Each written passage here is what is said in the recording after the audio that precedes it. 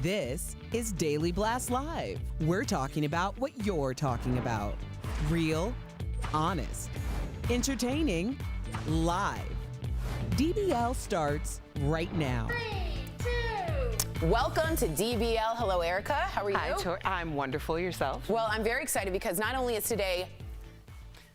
Oh, Friday! Wow, I haven't done that in a long time. I know. I was like, what day is it?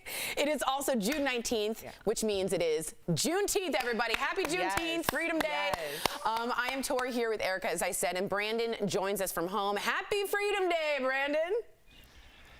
Hey, Eric, thank you, Tori. Erica, I thought you were gonna bust out it's Juneteenth. Yeah, me too. A Juneteenth Friday, yes. That's exactly. There's no, you know what, let me just tell you, no matter what you believe in, this is what Big Mama would say, like, it's nothing but God, baby. Juneteenth falling on a Friday I know. on the first year that it's being recognized all over the country. They ain't nothing but God, baby. That's ain't nothing but God, says Big Mama. That's God.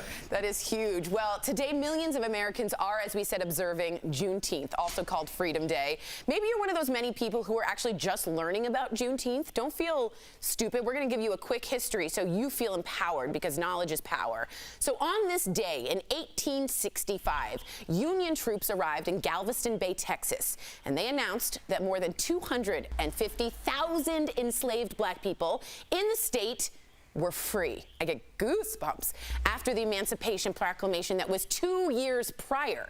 So fast forward to today, cities and towns continue the legacy of celebrating freedom, and now companies are jumping on board. You ready for this? Twitter, Nike, and the NFL are just some of the big names offering employees a paid holiday today, including our very own company, too. And celebrities are now pushing for Juneteenth to become an official holiday. Usher and Taylor Swift, who has really spoken up, Erica, I think she's learning from you, have voiced their support. And yesterday, Pharrell joined the Virginia governor to announce Juneteenth as a state holiday. Take a look. This is about proper recognition, it's about observation, and it's about celebration. This is a chance for our government, our corporations, and our citizens to all stand in solidarity with their African American brothers and sisters. What is your first experience learning about Juneteenth? See, I don't remember not knowing about Juneteenth. But here's the thing, when you talk about especially historical events like Juneteenth, when we talk about the 4th of July, we think of it as Independence Day, and you'll always hear a black person say, well, technically it's not our Independence Day. So true. Because June 19th is Black Independence Day. And when you say something like that and it's not taught in schools, people don't respond to it, they don't know what it means, then it diminishes it. It's basically another historical gaslight. So the idea that it fell during this time when we are in the middle of a revolution with Black Lives Matter, I woke up a little bit more pumped today. Yeah, me too. Because it felt like something that, you know, a gaslight in our history is being recognized, and that gives people a sense of being able to breathe. There's some action happening also. I will say that history, as Eric and I have always said, is always taught by the victors. And a lot of people, Brandon, didn't even know about Juneteenth. What was your first experience? Did your mom teach you? She was such an activist. Yeah, absolutely. My mom used to take me to black empowerment meetings as a kid all the time. You know, I remember having the football, like, what are these people talking about? You know, football in my hand, like, what are they talking about? But now, as a grown man, it's so prevalent. Now I know, I understand what they were talking about. And to everyone, I'm getting texts this morning of people being like, oh, happy Juneteenth, Juneteenth. To me, it's not about me. You know, this is a celebration of our ancestors and the people before me who wish that they could sit here and do a TV show, who wish they weren't looked at as 3/5 as a man at that time. So it's a day of celebration, and to a lot of us, like Erica said, we don't remember not celebrating, and we're glad it's now on the national forefront. Totally. And you, as I say, you are your ancestors' wildest dreams, Brandon. I'm so very excited for Juneteenth Day. Yay. Okay. Switching gears to the pandemic, we reached a milestone today. It's now been, excuse me, that's a bottle of water, 100 days since the World Health Organization declared the outbreak a pandemic. So where are we now? Well, the debate over masks continue. It's now mandatory to wear one in public in California, and cities like Dallas and Tampa are now doing the same. Meanwhile, this is crazy. AMC Theaters is set to start showing movies again next month, but face masks will not be mandatory. The CEO says the reason for the decision is to avoid any political controversy. Okay, what gets me really mad about this, Erica, is that he made it political. If it's just scientists telling us to wear masks, that's apolitical. It's just a fact. I will definitely not be going to an AMC for fear that there is just a hot spot of germs of coronavirus. Had they just simply said, we're going to follow the guidelines, you wouldn't have had an uproar about this. I find it interesting how everything is political. Yeah. Like, as if the virus is like, no, you're a Democrat, but this Republican over here, I'm gonna get or you. the liberal, definitely the liberal. You know, it's like, it's so weird that people find a way to politicize even science, everything. Yeah. If you are going to, here, this is my concern. It's our front lines. It's our medical professionals. And if they decide that, you know what, we're not being respected, so we're just going to get the medical professional flu and all the doctors and nurses just walk out of hospitals, what are we going to do then? Yeah. Because there's a precedence for that. This is not a political discussion. Exactly. It's about the idea of overwhelming our health system, and also the idea that a ton of people have died from this virus. It's for real. Yeah. We had 45 deaths a day starting this week. We're at 115,000 total. It's going to reach 2 million. Brandon, will you be catching a flick at the AMC theaters soon? I haven't been to a movie theater in forever. Anyway, I fall asleep when I go to movies anyway. It's so comfortable there. But no, I will not. Tori, I'm not going anywhere where people aren't wearing masks. I'm just not ready yet. And I don't think a lot of people in this country are ready for that. But at the same time, I have seen people make a huge deal off of being required to wear a mask in an establishment. And if I'm AMC, you know, you want people to come in and going to see a movie be an escape. You don't want people to come in and have to deal with that. So I can see why they're doing this. And now it's like, you understand, if you're going to see this movie, there are going to be people without masks there. So yeah. I guess they're trying to like leave the people at home that want to stay at home. But at the end, like, I'm just not ready to be around people without masks. Yeah, and I appreciate AMC trying to understand their people and their audience, and I get that as a business. But when science says to do so, I think you have to listen to the facts. And Bin31 just wrote, common sense is not common. Interesting. Good take on that one. Well, you have to see this video. It shows people running through the streets of New York City, shooting fireworks at each other. Oh, this is great. This video was posted to Twitter last night, but get this, reports of illegal fireworks are skyrocketing, no pun intended, everywhere. Some firework companies are reporting sales are up 400% from last year. So if you've been hearing fireworks in your neighborhood more than usual, you are not alone. Please write me in if you were hearing it. I'm in Denver in the northwest part, and I hear it constantly all night. And my dogs are terrified all night. And at first we thought it was to celebrate the healthcare workers at 8 because we howl. And I was like, yeah, they're getting in on it. And I'm like, no, you're scaring my dogs. Are you hearing it everywhere? And why fireworks? People are bored. Yeah. And when people get bored, they find whatever is accessible. I do hear fireworks. Sometimes I'll look up and, you know, we'll be outside and I'll be like, oh, yeah, we're expecting a show, but then it's just like one. a couple rogue ones going up. Yeah, I had to actually stop my husband from getting fireworks because my parents, we are normally there 4th of July, and they shoot them off over the lake. Oh, boy. So, yeah, I had to stop them. Yeah, Anthony, no, it's a no. Write us in if you're getting a ton of fireworks and why you think the reasoning is. Brandon, you are my firework. Please don't go away. Coming up on DBL. Big changes in store for The Bachelorette and the NFL. How the coronavirus will make a very noticeable impact. Plus, a young boy in Oregon vanished 10 years ago, and he's still missing today, who his mother thinks might be to blame in True Crime Chronicles. And as we head to break, check out this 9-year-old roller skater performing on Black Lives Matter Plaza in my hometown of Washington, D.C. Woo!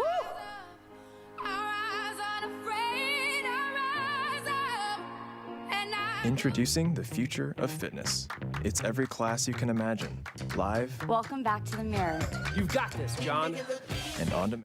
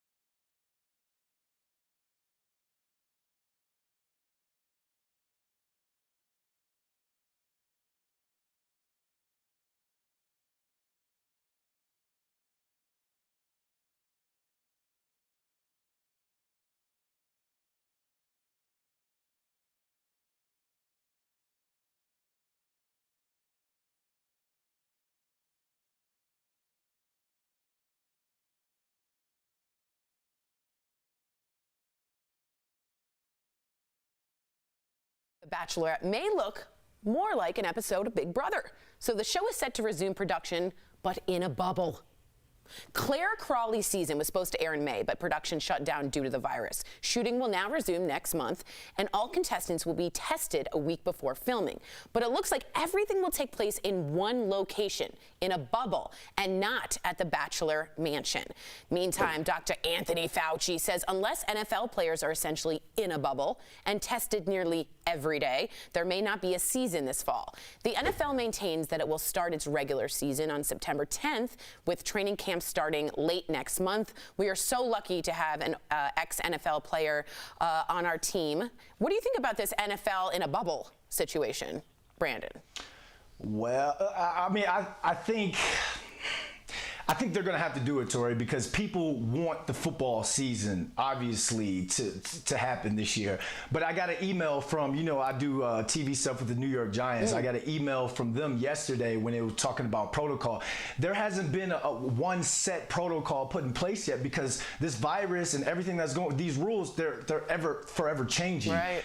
So I don't think that we're going to know anything until training camp, which starts at the end of July, and then, going into August. I think they're going to continue to use August as a month to kind of see the things which you can get away with and how you can still be safe but still have a football season. So I don't think there's going to be like one set rule until we hit around maybe like late August or September. But it's clear that America wants its football, and people are willing to go to games, and people are willing to go out and play football. It's weird, Brandon and Erica, because I'm picturing a big bubble, like a clear plastic. That's not going to be it. Why? Because I'm an idiot. But I'm like, so the Bachelors will be in this why? big old clear plastic bubble. But it's not a bad idea for the Bachelorette because it's so located in one area, right? I don't understand why they can't be in a bubble all the time in the mansion. I mean, aren't they technically in a bubble anyway? They're kind of quarantined, aren't they? Go anywhere. Yeah. But I don't know. I really don't want people to risk their health for a game. I know. And I know that people need a break and they want escapism, but at the same time, it's like, these are people's lives and their families. Like, are their families able to quarantine with them? Like, right. How does that work? Right. And also, you're breathing so hard on each other. I feel like that's a lot of football. All right. Sorry. That's how I know about football. Brandon, we will see you later. Up next, though, we have a very interesting True Crime Chronicles. Stay tuned. Do you suffer from obesity?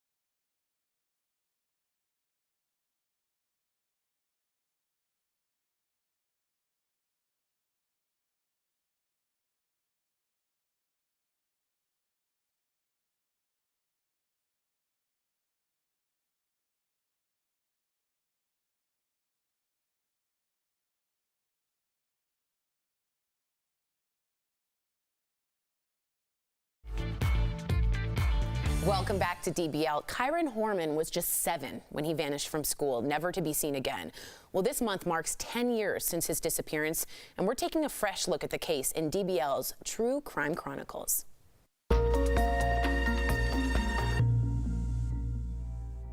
June 4th, 2010. It's the day Oregon's largest search began for a missing 7-year-old boy, Chiron Horman. Normal went away on June 4th, and every day we adjust. We try to survive that night. I never thought in a million years we will be here in 10 years. Never. It's sad and it's disappointing and frustrating. On that June morning in 2010, Chiron's stepmother, Terry Horman, dropped him off at Skyline Elementary School in Northwest Portland. He was seen at the school that morning, excited about attending the school's science fair that day. But when his parents went to meet him at the bus stop after school, he was missing. I think he was taken from school. I don't think he's been in the area. I think he's out of the area somewhere. I think he's with somebody else. And I still will repeat that we don't have enough information to really tell us, whether he's alive or not. Chiron's mother believes the stepmother, Terry, is involved. She was the last one to see him. Just tell us, no matter how bad it is, just tell us and end this roller coaster that we're on every single day. A new book titled Boy Missing, The Search for Chiron Horman, details shocking claims about the stepmother the day Chiron disappeared. Literally, one of the adults said they weren't holding hands walking out together, but they left the school together. Terry has denied any involvement in the boy's disappearance, but she has admitted to failing lie detector tests about that day. The boy's biological parents haven't given up hope. I know that 10 years later, that's slimmer and slimmer as an option. But I know too that it happens for mothers. It happens. Their kids get to come home. Chiron, just a young boy at the time, would have been approaching his 18th birthday. We have missed out on all of the milestones, proms, learning to drive, his first girlfriend, and this June would be his high school graduation. An entire decade later, the case remains open, but with more questions than answers. This is so sad. Well, earlier I spoke with an investigative reporter who's covered the case since day one. Take a look at this. We're joined by investigative reporter Kyle E. Boshi from KGW8 in Portland, Oregon. Thank you, Kyle, for joining us. You've covered this case since the day Chiron went missing. 10 years later, did you really ever think we'd still be here today? And tell us where things stand. Yeah, just like his parents, I figured this case would have been solved by now. Police say, listen, this is still an open, active investigation. They're offering a $50,000 reward for information leading to the recovery of Chiron Horman. But the challenge here is time is not on their side. I mean, it's been 10 years, and sadly, a lot of the original detectives and prosecutors in the case have now retired or moved on. That's the worst. There are thousands of missing person cases in the U.S., but this one, Kyle, gained national attention, and it prompted the biggest search operation in Oregon. Why do you think, personally, it spoke to so many people? You're right. Sadly, there are a lot of missing kids out there. I think this case stands out for a couple of reasons. One, he disappeared from school. I mean, as a parent, that's where we hope that our kids are safe, right, at school. The other thing is, there have been so many twists and turns in this case surrounding the stepmother, Terry Horman, and the family dynamics. People have really been interested in that. But I've got to remind folks, listen, at the end of the day, don't be distracted by all that family drama. This case really is about a missing little boy. That's so true. Now, as you were saying, a new book just came out. The author wrote that witnesses saw the stepmother leave with Chiron and wash his backpack that day. Have police spoken out on these theories at all? And was Terry ever named a suspect or no? So Terry Horman has never been named a suspect or a person of interest by law enforcement. A judge at one point called her a prime suspect. As far as those details, who may have seen Chiron coming and going from school, police have been generally pretty vague about that over the years, never confirming specifically who was the last one to see Chiron or where. As for Terry Horman, the stepmother, she's now moved to California, has remarried, and maintained her innocence throughout all this. Wow. I'm glad you put the focus back on Chiron. That's what's important here. Thank you so much for your hard work, Kyle. To read more on this case, visit kgw.com. You can also listen to the podcast episode, The Chiron Horman Case, out now. You just search True Crime Chronicles on your favorite podcast player. Kyle, thanks again. We'll be right back.